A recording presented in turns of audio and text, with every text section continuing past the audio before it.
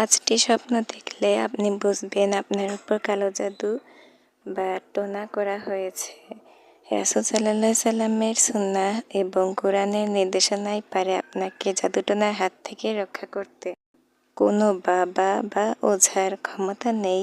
আপনি ঘুমাতে যাওয়ার আগে 33 বার আল্লাহর গুণবাচক নাম ইয়া মুমিতু পাঠ করে ঘুমিয়ে পড়বেন। যদি ওই রাতে আপনি ঘুমের মধ্যে স্বপ্ন না দেখেন তাহলে নিশ্চিত থাকেন আপনার উপর জাদুটোনা হয়নি।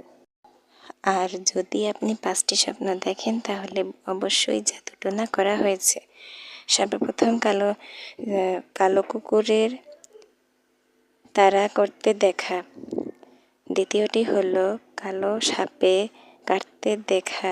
তৃতীয়টি হলো কালো কাক বা ফকিরকে গালি দেখলেও আপনি বুঝবেন